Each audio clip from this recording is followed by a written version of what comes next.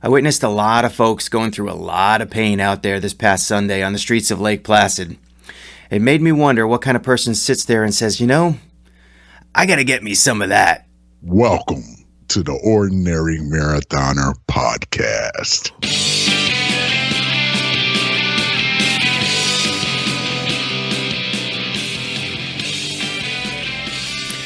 Hello and welcome to the Ordinary Marathoner Podcast. My name is Coach Scott. I'll be your host today. That's right. It was another great weekend up in Lake Placid, by the way. But it's one of those weekends where you watch, from my point of view, knowing that I'm going to be doing this race next year, I've already signed up. I think I'm willing to bet that I was first to sign up for 2023, if not definitely in the first five. I know it's a lot. There's probably a big rush to get that first tier pricing, but I was on the trigger. I was not getting, there's no excuses for next year. We're on the clock, 361 days, I think. It's July 23rd, and today is July 26th. It's start the countdown now. Start it now. We are ready to start looking ahead to next year's Lake Placid race. But out there doing a little bit of reconnaissance, a little bit of volunteering, just trying to kind of soak it all in. And I got to be honest, Sam and I were out there volunteering. And I think when you haven't done the race before, you get a different kind of appreciation for the pain and suffering that you guys are going through. It is part appreciation. It is a little, for me at least, it's a little jealousy. It's a little like, wow, look at what these people are doing, just so that they can finish this race and really be an Ironman. Maybe it's like a lifelong dream, or maybe it's something they never thought they could do before. And here they are out there struggling and putting every ounce of effort into this day and into this monster of an event. And you get a really solid appreciation and really sort of, it can inspire you to want to do it. Having done it a few times, I would say it's less of a inspiration to want to do it. It's inspiring in a way, but it's like I'm like, wow, you guys are like, there's a reason why I'm on this side of the fence this year. Like, I don't want to do that. I don't want to put myself through that. But then again, I do. I think we've kind of talked about this over the last few years. The reason why I haven't done this race again since 2019, I didn't have the desire to go through that much pain, and knowing the commitment of the work that it takes to get ready, even to suffer that much pain. I've been there. I've been that person on the street trudging up, just trying to make it in time. And it's hard, and you have to really want to be in that position. And now that I've gone through 3 years, I guess, without doing this race, my motivation is different. My motivation isn't to struggle through and just finish. My motivation is to succeed in a way that's above and beyond prior years that I've done. That is to show up there as prepared as possible, and not just to struggle through to make it, but to struggle through to push myself. And not necessarily to pain and agony that I've never been before. I don't want to necessarily put myself through that much pain. I want to just be faster. I want to be better. I want to be more ready, more prepared. And that's kind of what's motivating me this year, not so much the struggle. That being said, I appreciate that struggle so much, man. Volunteering on that list. So Sam and I volunteered again. And if you guys remember, last year we had Rhiannon Berry on the podcast after we volunteered. She was the leader of our aid station again, Run Aid Station 5, which is the last aid station on River Road. So to give you a design of the course, right? So they go through the swim, they go through the bike. The bike is brutal. And I got to tell you, the heat on this day was, in the morning especially, that 11 o'clock to like 1 o'clock hours were really, really brutal. It did get a little bit more overcast, and a little breeze came through later in the day. Sometimes that breeze can be tricky on the bike, especially if you're on the bike late and you're coming into town. It's usually a headwind. So maybe that breeze was a little bit vicious for you guys finishing the bike later on in the day. But on the run, that breeze is welcome. And the cover of the sun, that overcast sky was a little bit welcome. And I think it was probably a little bit less brutal conditions later in the especially when the sun goes down in the evening. But anyway, the course, the way it's set out, it's a 2-loop course, and when you go out of town, you go down a road called, you go to the ski jumps, which you see the giant ski jumps there from the Olympics and training center, and you make a left down River Road, and you go about 2 or 3 miles down that road, and you hit the turnaround, and then you come back, and you're going back towards town. That section right there is probably on mile 6 on loop 1, and I guess mile 19 on the second loop of the course. So we're seeing people 2 times. Now when you go to the end of River Road, you're kind of going out of town, and you hit our aid station about a half mile before the turnaround. Then you go to the turnaround, you hit our aid station again. So we see you sort of on the as you head out for the last part of the out, and then that, especially for the second loop people, that's when you start getting kind of reeled in, right? Because now you're at mile 19, and now you've made that turnaround, and now you're headed back to town. So it's kind of like you're getting reeled in at that point, which is, sometimes that's what you need to kind of get that focus back and get that energy. Like every step you take now is bringing you closer and closer to that finish line. Whereas before you made the turnaround, you're still going away from the finish line. Which I think is it's a solid mental, it's a mental part of the course where things sort of change, and it's our job at that aid station to kind of try to provide a little extra energy. And Rhiannon does such a great job. We were dressed in colorful stuff. I had these green sunglasses that were lit up and flashing. Stephanie, my wife, did a great job kind of getting us a lot of really cool stuff that lit up. She basically gave me this whole bag of stuff, and she's like, "This bag was expensive. You guys better use this." One of the things she got were these little kind of like plastic things that lit up in the middle of the night, and Sam and I were doing the food station, so we had pretzels and chips and Coca-Cola and oranges and bananas and Chips Ahoy cookies. I did eat some. Scout's honor. I ate some. I didn't overeat like I did last year. Last year, man, last year I chowed down at the aid station, but this time I just kind of sampled. Some of y'all are gross, by the way. We can talk about that in a second. Some of you guys are if I told you some of the things that happen at aid stations, you probably wouldn't want to eat the food there. But let's, I did my best. I did my best to keep it sanitary. Let's just say that. Some of y'all are gross. Let's, anyway, back to the energy. So I'm sitting there, and so Steph got us these little light up things, and we put them all around the table so that people could see. In the middle of the night, it's pitch black out there. You can't see what's in the cups, and they're trying to figure out what they want. If they want pretzels or chips or cookies or grapes. We had grapes. We had Coca-Cola, and so now we had all these little lights, and so people were taking the lights because they can't see out on the street, and they were using it as and we were trying to find people finishing with those lights. Because that wasn't like Ironman things that they put out for you to, that was just my wife who bought these little lights, which wound up being very helpful to some of you guys, I'm sure, out on the course. They were really bright for these little tiny plastic lights. So I hope they helped out for you guys. You can thank my wife for those. But I tell you, I think that is just a special point in the course. For the exact reason I said, for when you make that turnaround, number one, it's like there are people that really struggle to make that turnaround, to get to that last turnaround. And then when they start heading in, I can't say how many times you see faces that are like, they look like they're about to quit on the way out, or even they might be stumbling, or, just their face is just like, they look like they've had enough. And then they hit the turnaround, and then they come back, and all of a sudden they're full of energy. And maybe it's the music that kind of draws them in, or maybe it's just the fact that they're, I always say like, oh, now you're heading home, right? You're heading back to that finish line. You're heading home. And I say that to a lot of people. And I think it kind of, because it's, I'm the one that brought them through. No, I give them all the credit, but it is just it's a special place out on that course. I am honored to volunteer there, and next year I'm almost sad that I can't be a volunteer there because I'll be competing.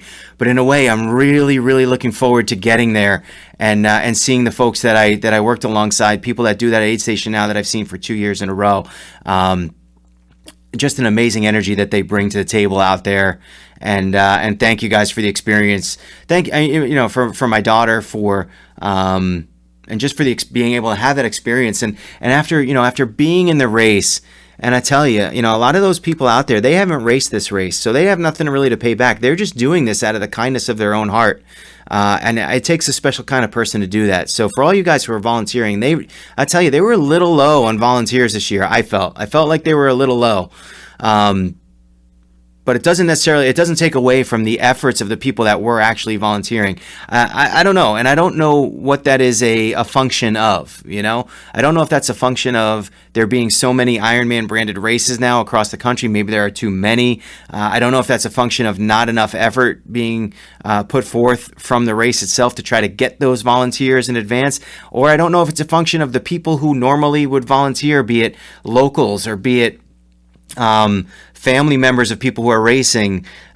Somehow that there's a disconnect there of people getting out to doing it. I don't know what it is, but it definitely seemed like the volunteer presence was a little bit lighter this year. And I hope that's not a sign of things to come. I hope it's just a blip on the radar and that next year it picks up, selfishly, because I'll be out there racing next year.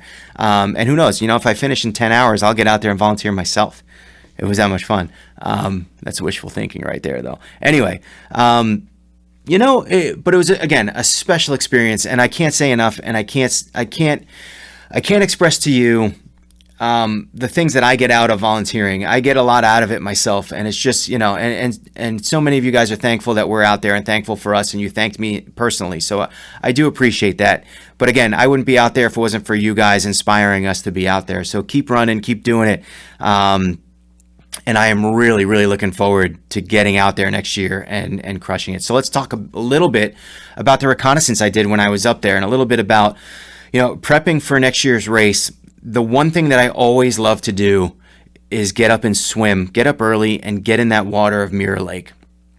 And when we got up there Thursday night, we drove up there late, trying to let my daughter sleep in the car, which was a smart thing to do. And she did sleep. I think that was the right thing to do, is to kind of wait till late and let her have some hours of sleep in the car on the way up. It worked out for the better. But I woke up on Friday morning super early. I met Jacob Polson out there. Jacob was doing the race. Congratulations, Jacob. Great finish, by the way. So I met Jacob over by the water. And we went for a swim. We went about halfway down the course, and then we turned around. He got a chance to see the wire. There's a cable at the bottom of Lake Placid, or Mirror Lake, that kind of outlines the course. A lot of people fight to be on that cable because you don't really have to focus on where you're going. You don't have to sight as much. You can just look at the cable and then swim. The problem is that everyone wants to be on the cable, so it's kind of crowded. So I think it was good for Jacob to get out there and kind of get a feel for what the water was like and get a feel for how the course is laid out. And, if you had that opportunity and saw some opening and wanted to get on the cable, it's certainly advantageous to do that. But for me, I always kind of stay wide and just sort of, it adds a little bit extra to the swim, but I find that the energy I put out trying to swim through so many people is it's too much. And I gain more speed, or at least I believe that I gain more speed by just getting out left and being a little bit wide and being able to have space and get in that groove. So that's kind of the way I swim. But anyway, getting out there on Mirror Lake on Friday morning was excellent. It's always a great experience. Again, kind of see where the sun is, right? And try to, I've done this race many times now, so I've done it 3 times. I've done that swim. But I just like to get out there and swim about half the course, which is what we did. And I take some time out there to appreciate it. So we swam out, and then we just sort of stopped and we tread water. I don't pause my Garmin or anything. Tread water for a little bit, look around, try to get some markers for sighting, right? So maybe that tree or that house, we noticed on the way back there was one sort of like evergreen pine tree that was a little bit higher and separated, and that was a really good point to aim for. So we were able to kind of notice that and pick that out. Now, you never really know if the course is going to be exactly the same year in, year out. One year I felt like it was a little wide. Last year, of course, they had a different transition area, so the course was a little bit different. But for me, it's just, getting used to the water, making sure, getting, acclimated to what it feels like. And granted, I'm a year away from racing, but it's good to get that feel nonetheless, and it's good to get that experience of being in the lake and preparing for next year. So really a great swim. I think it was beneficial for both of us, Jacob especially, obviously, because he was racing the next day. And man, I tell you, every year I leave that lake and I say to myself, if I lived up here, I would be in that lake every single morning. It's that sort of pristine and nice and clear, a little bit seaweedy, a little extra seaweed. If you got into the left, you know what I'm talking about. The seaweed was almost kind of up to the top and in the way, but still a beautiful swim nonetheless. And then Saturday, I met. Well, here's a great story for you, Joe. I'm going to tell it. Joe, I'm going to tell our story. Joe was volunteering as a lifeguard, and we had talked a little bit before about going out for a bike ride and riding the course. Joe is also thinking about registering for next year's race, and he had done the Lake Placid half one year, and his comment was, when he did one loop around that bike course, he can't imagine going out there a second time and doing it again. Now, we've both been training a lot on the bike. Joe doesn't necessarily have the additional weight that I have, so for me, losing probably 11 or 12 pounds since the last time I rode out there was very advantageous. But still, just going out there and trying, we wanted to make sure, especially that we got the climb from the Notch, it's called the Notch or Wilmington, getting that climb that lasts, 7, 8 miles, 10 miles, whatever it may be. That's generally uphill. We wanted to make sure we got that part in because that's typically sort of the toughest part, and we wanted to make sure we got there. We also had to get Joe back to his lifeguarding in time, to his lifeguarding meeting. And in addition, I got to tell you, for me, I don't like riding down Keene Descent in traffic with the cars. I just don't. I'm not comfortable, and therefore I'm not going to do it. And as a coach, I know, look, if you're an athlete and you're not comfortable doing something, especially when it comes to things like traffic and riding in the street, don't do it. Don't do it. And so I'm taking my own advice to a certain degree. So that was part of it too. We decided what we were going to do was put the bikes on my car, drive down the Keene Descent. So we missed a little bit of that first climb. Drive down the Keene Descent, make that first left where the road kind of flattens out, find a spot to park, and then ride it in from there, which we did. We skipped the Hazleton out and back, if you guys know what that is. We skipped that portion, and we just wanted to ride in from there. We did about, I don't know, off the top of my head, 25 miles, something like that, maybe a little bit more. And I think it was like 1,700 feet of elevation, something like that. The course, by the way, from what I was gauging from people's Garmin's, about 6,000 to 6,500 feet of elevation. That's typically what I get on my Garmin. That's what I saw from other people. I think that they're advertising it as 8,000. I don't know where they get their numbers from. My sense, though, is it's a marketing thing. My sense is that when you go to Lake Placid, you know you're climbing, and it's almost like they know they're going to fill the race anyway, so they might as well get people that are apt, ready for that challenge of climbing. So they might actually get more interest by jacking up that number and making it look like more, because you're going to get the climbers. And then that's what you want. You want people that can finish the race. Whereas a race like Muscle Man that may not sell out, which I think it actually did sell out this year, but may not sell out. Maybe you want to kind of lower, right? You want to lower when you're advertising. You want to lower. You want to make sure that number is lower so that people are more encouraged to do the race, that they're not intimidated by the altitude. Anyway, and the climbing. So I do think it's less than advertised. But anyway, back to our story. So the plan was to park, ride, which we did, and then get into Joe's car and drive back down to my car and pick up my car and bring it back up. So we rode, and I got to tell you, it was challenging, but Joe and I both had we did a sort of a casual ride, and when we could, we rode next to each other and chatted. I know that's a no-no, but sometimes there's enough room on the shoulder that you can do that. The roads we were super early, went out at 6 a.m. The roads were empty. We tried our best to kind of, if we heard traffic, we moved into single file. And you got to make sure. The locals get really angry when people are riding, multiple people sort of next to each other, chit-chatting away and being in the road. It's just that's not kind to do. That's not the way you're supposed to do it. And I've heard a lot of stories about people complaining because some riders go out there and they ride 3-4 abreast and they just take up the whole lane. It's just not the way you're supposed to do it. Single file. If you can at times, if you're, the problem is that the roads are empty, but people drive really fast. So they're on you very quickly, and you have to just be aware. Just be aware, be cautious. And we had a great ride. We had an absolutely great ride. We pretty much conversed the entire way. There were some climbs that we had to kind of put our foot down and sort of stop talking and just focused on the climb itself. But Joe's comment was, it wasn't as hard, it wasn't as difficult as he remembered, and we were kind of doing it in a casual fashion. So it seemed a little bit, so in other words, his training has been working. It felt when he finished it and we got a Papa Bear at the end and we kind of were going to, he was like, his comment was, man, I thought it would intimidate me and I thought it would make me not want to sign up and register for the full next year. But the way he approached it and the way he attacked those climbs and accomplished them, it gave him confidence. It gave him confidence to think that he could probably do this next year, especially with another year of training. And I got to tell you, I felt the same way. I felt like I climbed those hills. Now, granted, I didn't have a swim in front, right? And I didn't have that first climb, that climb up to the Keene descent. I didn't have that, for me, it's like that death grip of holding on and braking a little bit here and there to kind of safely navigate that downhill.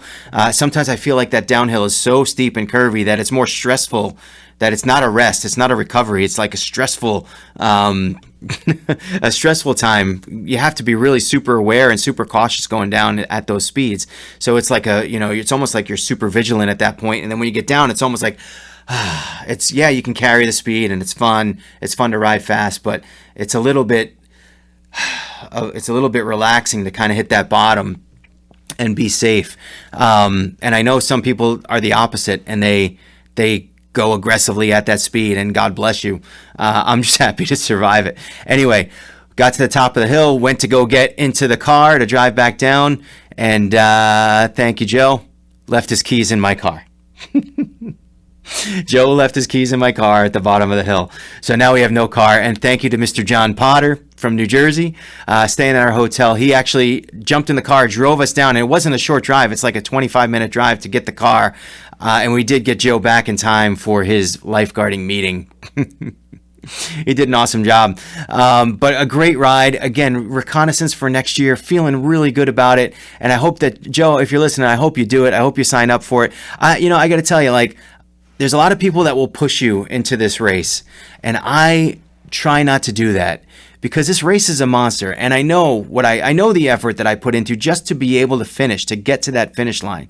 I know the effort and the training effort that I put in, the hours that I put in, and the pain that I go through when I'm out there. So it's like I try not. I appreciate that people want to do it, and I encourage them to do it if they want. But if you're on the fence, it's like, I don't want to be responsible for pushing people into spending, $750 or whatever it is to register, and then go through misery and not enjoy the process. Like, you got to want it. You got to want it. You got to want to do it. You got to want to train for it. And if you do, then great, then go for it. But it's like, it's like, if you're on the top of a double diamond with a skier who hasn't done it before, it's like, do you push them down into danger? It's like, that's the way I feel sometimes. It's like, I don't want to push people to do what they don't want to do, but in the same way, I am inspired by watching other people do it, and it makes me want to do it, even with the pain.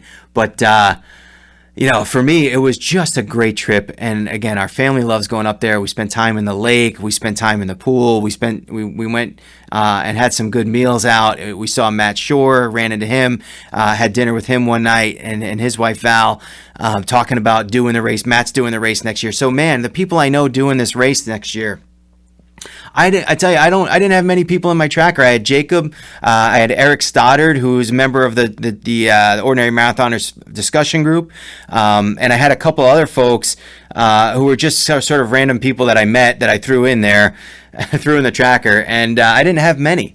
Next year, it's going to be obviously myself. Brian Rogers is going to be doing it.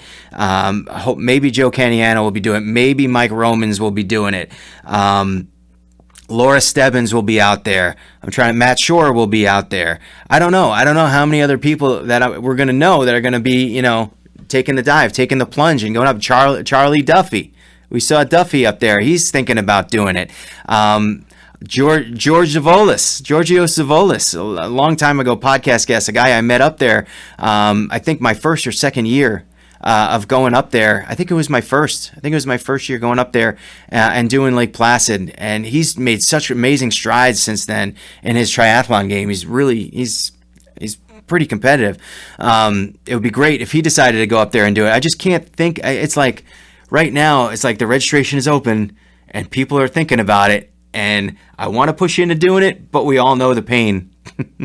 We all know the pain and suffering involved, so I don't want to push you guys that much. But anyway, and right now, next week, look, obviously, I'm going to try to wrap this up a little bit. The trip was awesome. The trip was great. We met a lot of people. We watched the race. We watched the winners come in. Cody Beals won the men's race in an incredible fashion. I forget the guy who was leading. Jason, I forget. Anyway, he was leading for most of the run and sort of he just broke down in mile like 22. It was really, it was tough to watch, but Cody Beals had a great race, and Sarah True won the women's division. We were up there and watched them do the first turnaround. All the leaders up near where they kind of do a little turnaround up near our hotel on the bike for the first loop. So mile 52 or whatever. It is impressive to watch. It is impressive to watch these guys come through and just power their way through, riding speeds that, like, averaging speeds that I cannot even get to on my bike. It's just insane to watch, and amazing the athleticism that goes into being able to winning one of these things, and the training that must be behind it. It's that's kind of really inspiring to me. It's inspiring to me to watch people finish, then kind of go eat lunch, then take a nap, and then hop in my car to go volunteer for 5 hours, knowing that, all that people have finished and have been done for hours, and we're still going out and people are still out there struggling. And, I don't know when I'm going to finish next year. I don't know at what point, but man, it's incredible to watch and see. And I'm kind of hoping that I'm not on that back end this time. And I have a couple hours of buffer there. I don't know. I don't want to put a number on it. I just want to be better. And I want to do the best that I can out there next year. We'll see. So anyway, we're out to Chisago Lakes next weekend. I'm heading out there myself to watch a bunch of our Team Ordinary athletes hit the Lake Chisago Triathlon. This is our shirts, our team shirts, Team Ordinary Tribe. I think Chris Myers, was it Chris Myers that or was it Elena? I can't remember. I think it was Chris that designed these. But we have Chris, Elena Fajaco, Mike Romans, Aaron Shepard out there all doing the race, and one nervous coach watching it all throughout the day. I think some of the husbands are going to be out there probably trying to keep me sane during the race, while I kind of try to watch all these racers at once. But it's going to be a great time out there. Looking forward to kind of being, having another race where we just all kind of meet up and enjoy the day. And for some of you guys, that's going to be a really awesome, amazing. It's a 70.3 and also an Olympic. We have some people doing each, but man, it's going to be great to see you guys out there competing after training so hard for this and really getting after it. Really looking forward to this weekend too. We'll talk about that next weekend. But training for me is now underway. It was underway already, but now it's really official. We are less than a year away from Ironman Lake Placid 2023, and we're going to get after it. So remember, hey, we'll start it off the right way. Starting it off with a run today. And remember, every day is an ordinary day unless you make it extraordinary. So get after it, guys. Now